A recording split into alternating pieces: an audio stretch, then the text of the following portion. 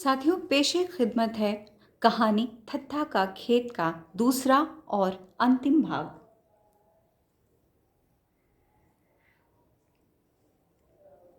कन्नन की माँ ने उसमें खेती के लिए इतनी रुचि भर दी कि वह भोर के उजाले में खेतों को अपनी बांसुरी की धुन सुनाने निकल जाता और रात के सपने भी उन्हें ही बताता।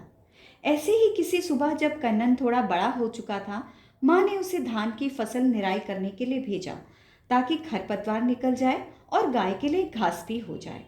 आज्ञाकारी कन्नन घर से कुछ ही दूर निकला था कि एक दोस्त ने उसे टोका। कहाँ जा रहे हो इबन बतूता? कन्नन की कपोल कल्पना वाली कहानियां सुन सुनकर उसके दोस्तों ने उसे यही नाम यानी इबन बतूता दे दिया था।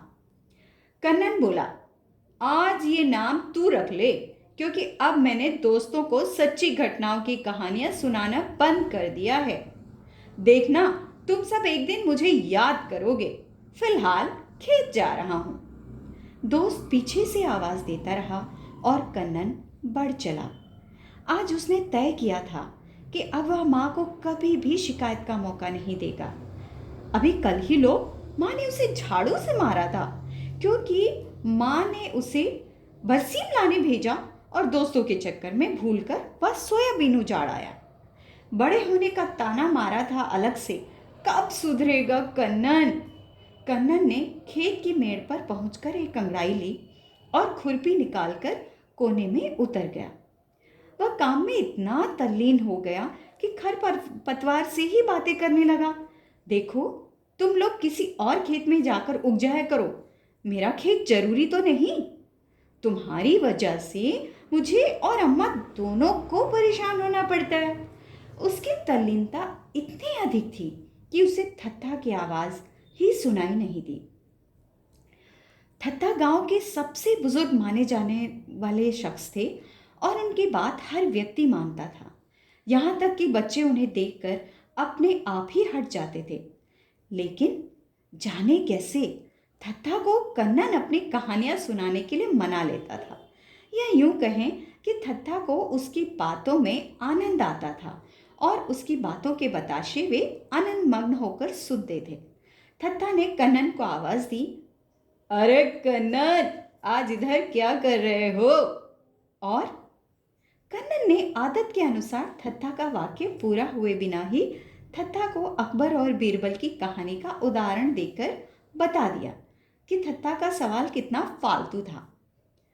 अरे थत्था, खेत की निराई करने आया हूँ, वही कर रहा हूँ।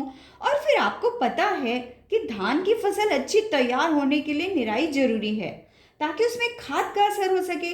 आपको पता है यूरिया से गोबर अधिक अच्छा होता है। और और कन्नन ने थत्था को बोलने का मौका नहीं दिया। दोपहर का सूरज सिर पर चढ़ आया था। लगभग तपिश तन को जलाने लगी थी। कन्नन का काम भी पूरा हो चुका था।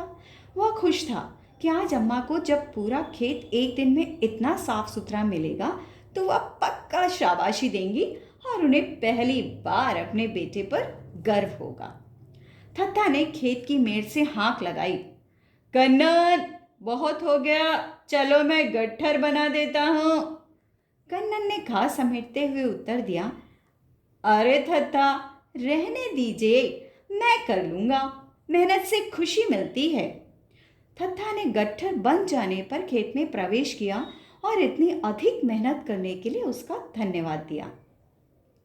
कन्नन बोला, धन्यवाद किस बात का थत्था? अच्छी फसल के लिए इतनी मेहनत तो करनी ही पड़ती है। थत्था ने उसकी पीठ थपथपाई और बोले, हाँ, मैं अपने खेत में तो सभी काम करते हैं, ये बात जानता हूं। लेकिन किसी दूसरे का खेत अगर कोई साफ करे तो उसकी मेहनत के लिए धन्यवाद तो बनता ही है। तुमने मेरे खेत की घास भी उतनी ही लगन से निकाली और मुझे खेत में पैर भी नहीं रखने दिया।